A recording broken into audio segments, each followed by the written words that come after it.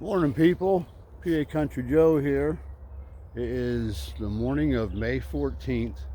It's supposed to get hot out later, but it is just beautiful and cool out right now. So I decided I'd go check on a couple of trees for some of my foraging, and I came to check out my cherry tree, wild cherry tree. And it's a little bit early, but I tried to make myself a little stick here for picking the higher ones. Made a little prototype here. I'm going to try and make it out of a little bit bigger piece around in diameter, so maybe the berries will fall right in after I pull on them.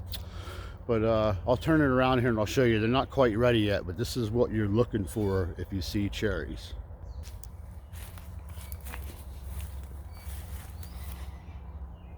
Now there's kind of like what the branch structure is.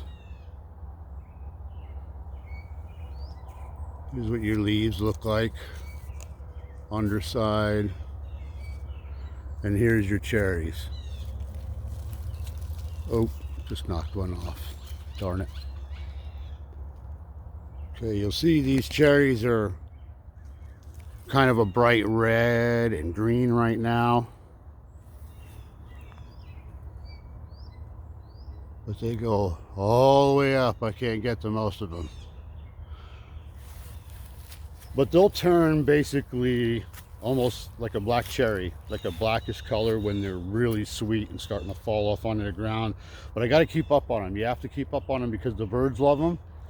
So you got to come back every couple days after when the season, mark it down in your calendar so you know when to check, because they'll wipe it out. I've already come here and gotten some berries and then come back the next day with a long pole or something that there was a whole bunch I couldn't get to and they were gone.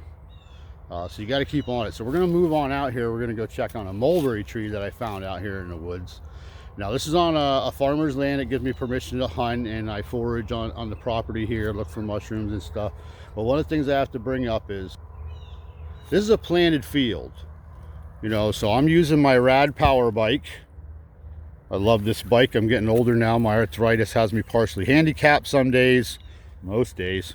So this helps get me to where I'm going to go, and then I walk around and I hop on a bike, get myself home. But you can see they planted beans in here, and I'm going right in between the row. You have to be respectful of the farmer's land, or they're not going to let us go out and use their property anymore.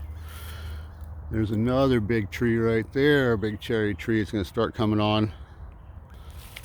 So just be respectful of the farmer's property so that all of us can still go out and do what we want to do, because they own vast tracts of land and they don't do a lot with it other than farm it. So they're, you're more than welcome if you ask. A lot of times they'll let you go out and do things, but if you start tearing up their fields like I've seen people do over here, some people came in 4-wheel drives and tore it all up, and none of them are allowed here anymore. So we're going to go check out the mulberry tree and see what else we can find. So here's my little mulberry stash. This is a mulberry tree right here. And I can't reach most of it. Most of it the birds get. You can see they're starting to get ripe, hang all over. I don't have a long enough pole yet to get up in that area to work my arms out. But good for me is that they get all over the ground. All you got to do is just walk around and pick them up. So that's what I'm going to do, start gathering mulberries.